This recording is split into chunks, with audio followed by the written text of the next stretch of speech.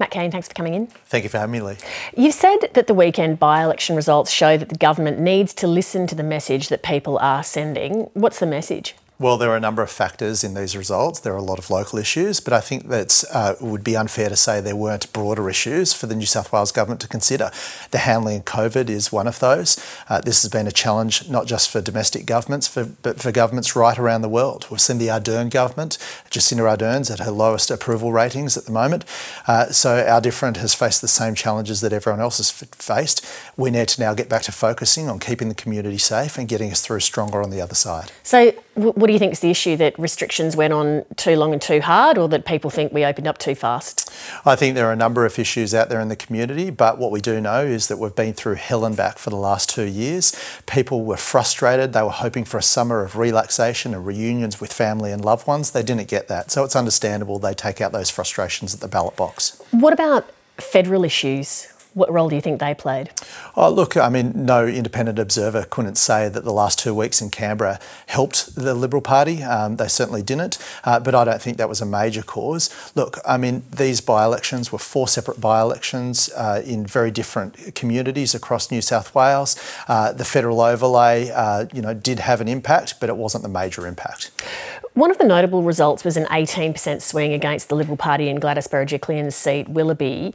What ramifications do you think that potentially has for blue ribbon Liberal seats like North Sydney and Wentworth in the federal election?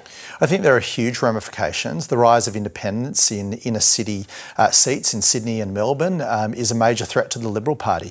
We've already lost one of our heartland seats in Warringah to a high-profile independent, and what we saw on the weekend in Willoughby, which is a seat almost entirely within the seat of North Sydney, is that an independent campaign, which wasn't well financed and it wasn't well organised, almost won the seat. So this is a huge risk that we face in our heartland seats around Sydney and Melbourne. So an independent doing well shows that the people who live in that area are not happy with what the major parties are offering. What do you think it is that the Liberal Party is doing wrong that some of your voters would look to an independent?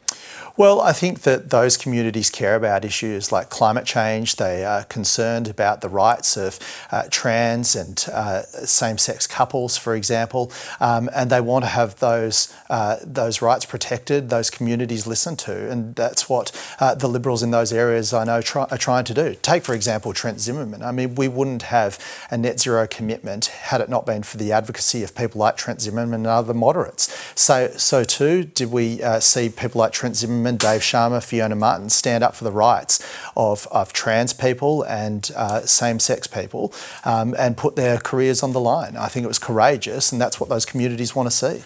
Why doesn't the Liberal Party have all of its candidates in New South Wales finalised for the federal election, given how close it is? Look, I mean, these are obviously complex issues. You're working through a diverse range of voices in our party. I think there's a lot of frustration that we don't have candidates in place, but I can assure you that we're working very constructively with the Prime Minister to get those candidates in place. It's sort of the 11th hour, right? So what's going on? Well, don't forget, the last election, Fiona Martin, who's been in the press a lot recently, she was pre-selected about 2 weeks before the close of nominations for the federal election. So it's not unusual, but we have to bring together a broad group of people to make sure that we get the right candidates in place. Everyone's committed to seeing Scott Morrison win. We need to get those candidates in place that he needs to help win the election. There have been 2 cabinet leaks against the PM in the space of weeks. Are you aware of who's behind them? I'm not aware of who's behind them, and I'm not privy to what happens in cabinet. Must have been a lot of chatter in the Liberal Party about it, though. There's always chatter on these things, but what I would say is that the federal Liberal Party or the state Liberal Party needs to get back to focusing on what voters care about. How we handle this pandemic, how we keep people safe, and how we get our economy out of this stronger. But I guess the look is when you've got cabinet leaks going on, when you've got candidates that haven't been finalised due to factional infighting, it seems to send a message that, well, we can't even agree among ourselves, let alone find a way to provide a competent government. Well, politics can be a messy sport, of course, but what I will say is that it'd be a brave pundit that writes off Scott Morrison at this stage, notwithstanding some of the challenges he faces. They wrote him off before the last federal election. He came home and won, and I'm confident he'll do the same this time. Do you like Scott Morrison? I think Scott Morrison's doing a very difficult job at the moment in leading our country, and I certainly think he's the best person to lead the Liberal Party and lead our nation. Matt Kean, thank you very much. Thanks, Leigh.